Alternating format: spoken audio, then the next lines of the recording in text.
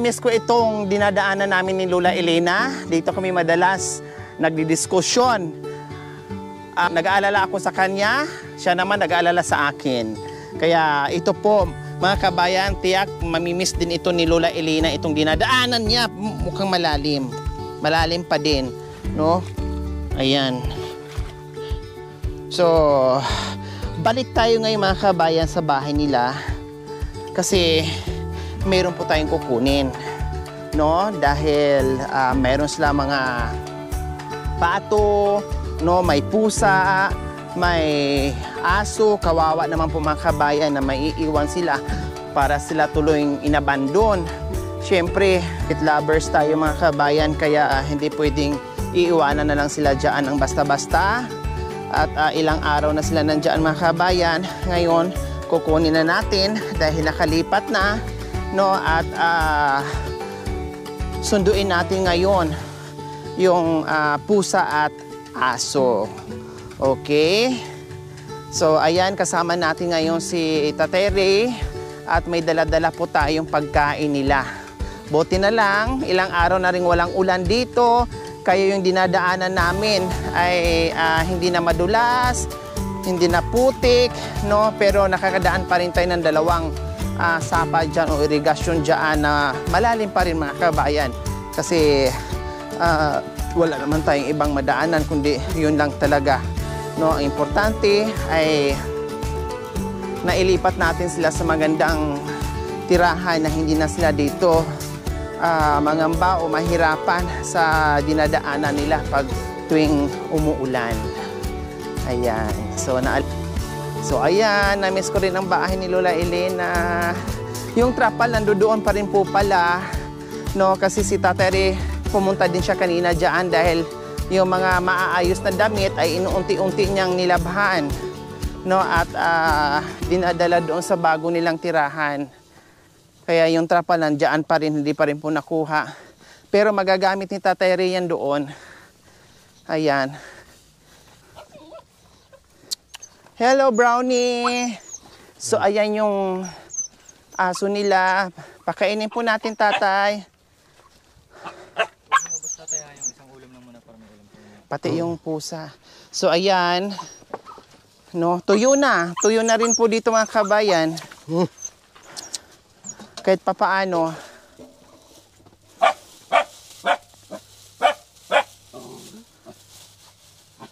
Nasaan na? Ala.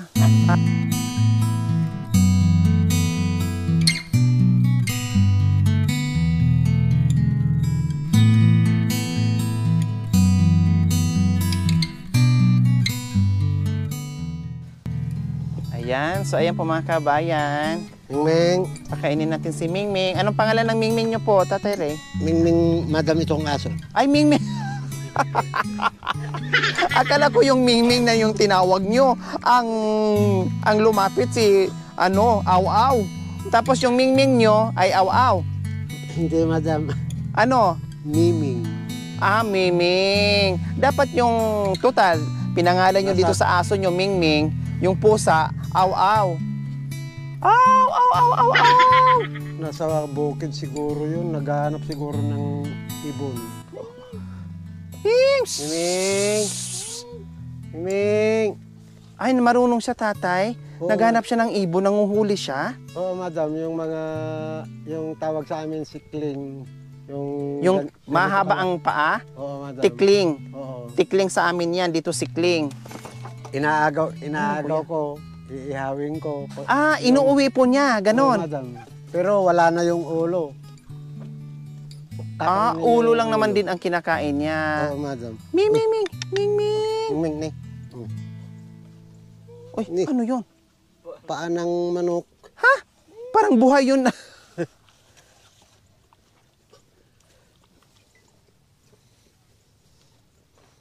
Paa ng manok yung dala-dala niya, tatay. Ming! Shhh!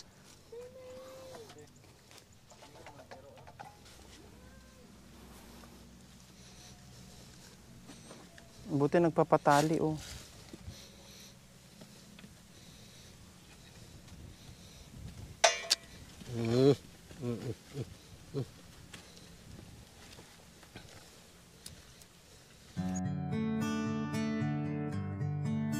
So ayan po mga kabayan, buti lang maamo din yung aso, no? At karga-karga na ngayon ni Tatay Ray, no? Temporary lang po 'yan, no? Kunwari nilagyan ng tali para hindi tatakbo, no? Kung tatakbo man, syempre may tali, pero pagdating doon sa bahay nila, tatanggalin naman 'yan mga kabayan. Nilagay lang 'yan ngayon, pero hindi naman 'yan tinatalian talaga ni Tatay Ray.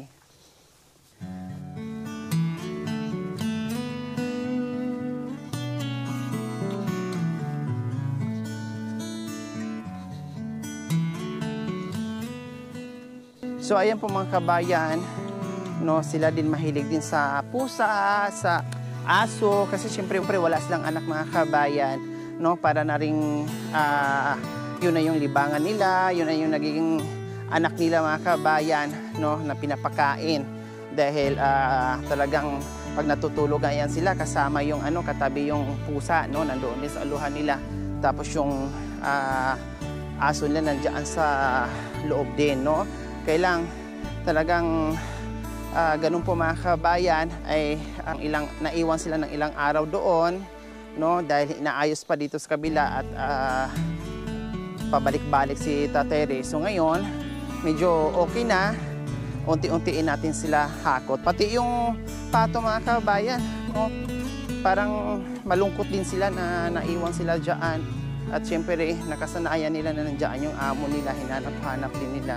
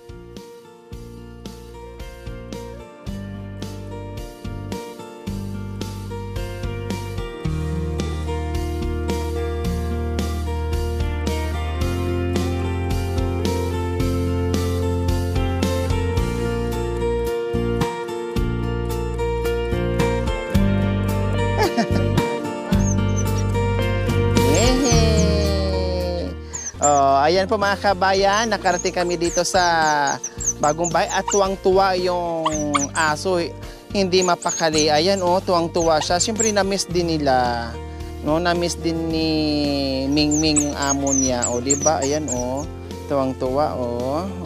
Nandito ka na sa bagong bahay mo. Ha? Wag mong ngat-ngatin yung lato-lato ni Tatay Ray. Ha? Kasi wala nang paglaruan si Lola Elena pag naputol yan. Ha? Puputulog ko pa.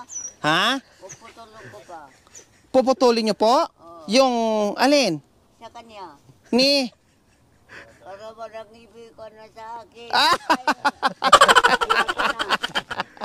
Bakit puputulin niyo kung ayaw niyo na? Hayaan niyo lang nasa tabi. Ha?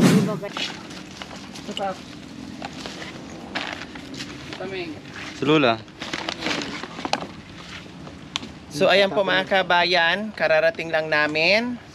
Siyempre nagpahabol na rin ako ng request ni Lola, no? Kasi nakalimutan ko. So bumili na walis tambo, bumili na rin tayo ng walis tingting. And nagdala na rin tayo ng merienda. Siyempre, ito na po yung walis nyo.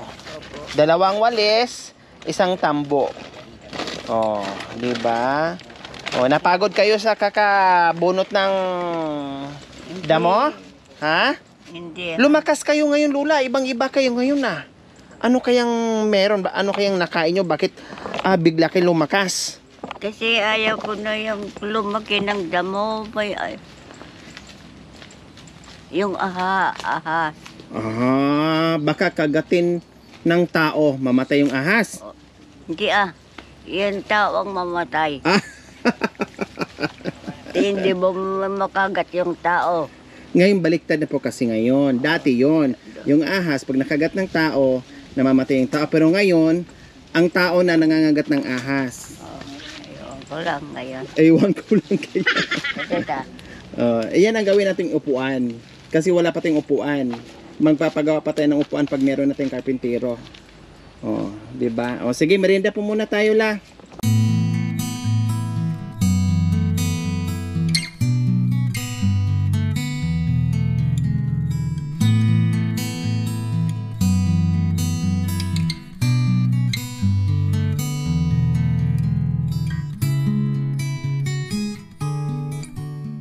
Mga kababayan, merienda po muna tayo. Tara, kain po tayo.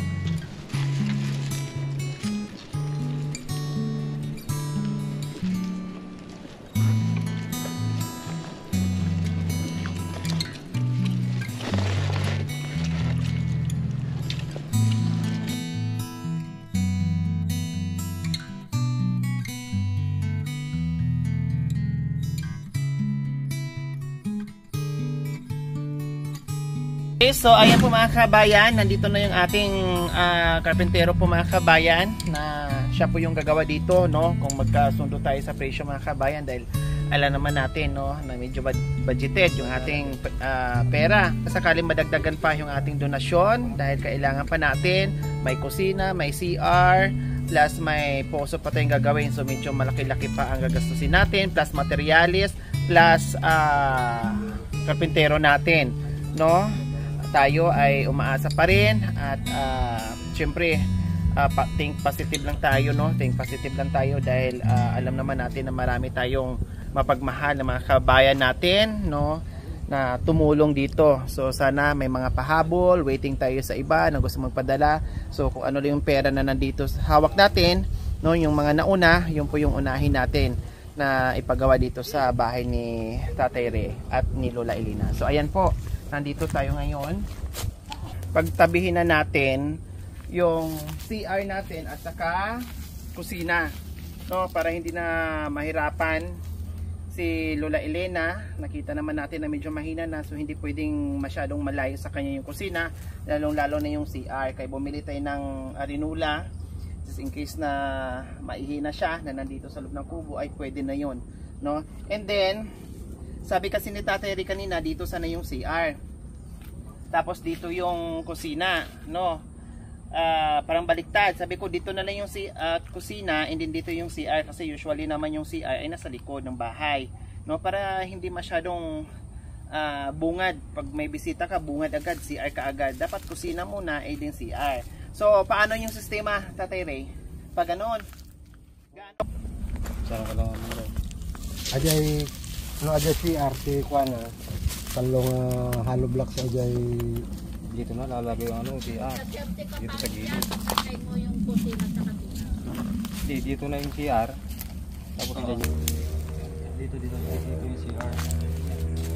Yan. Idiretso na dito? Hindi bali 4 feet din ang lapad niya. Kwadrado 4 feet din. Yung baga, di ba ito yung 9 feet? Ang magiging kwan dito 5 feet tapos 4 feet dito. Tapos dyan naman 5 feet. Bali dito yung kanina. Parang pag gano'n. Oo, yung division. Yan. Yan si Arian. Oo, CR. Tapos ito na yung ano niya, yung kusina. Ito, kusina yan. Okay. Para may space dito sa kanyan. Dito na yung 9mm. Oo, 9mm na lang.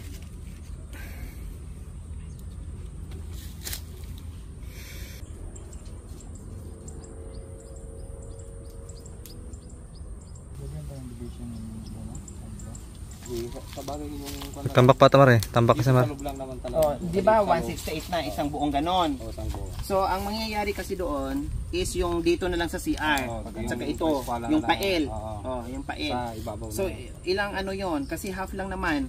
So ilang hollow blocks yun? Ba't di pwedeng kwan ma'am yung sa taas na lang ng CR? bukod dun sa may clean sheet na sinasabi yan. Hindi buo yung ano. Ay, diretso mo na buo. O clean sheet na rin. Half, clean sheet na Kung parang half na, para uniform. Oo. Para uniform. Pwede rin. Para mas mabilis. Oo. Mas mabilis yung trabaho. Kano na yung 168. 160 plus sandam kamo. 268. 300 na, run off. 300 na, run off na. 300 mo na lang. 300. Para may sobra ano. Yun na lang, gawin natin ng ganyan. Sobra. Oo, tama. Tapos, yung hollow blocks natin. 4. 4 by 4 lang yung alib lang. 4x8 by 12. Basta 4 ano.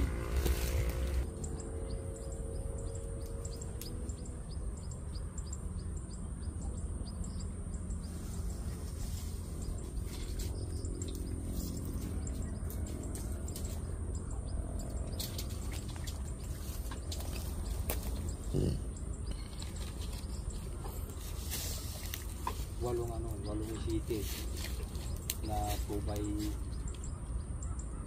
by 7 yung kasangger niya.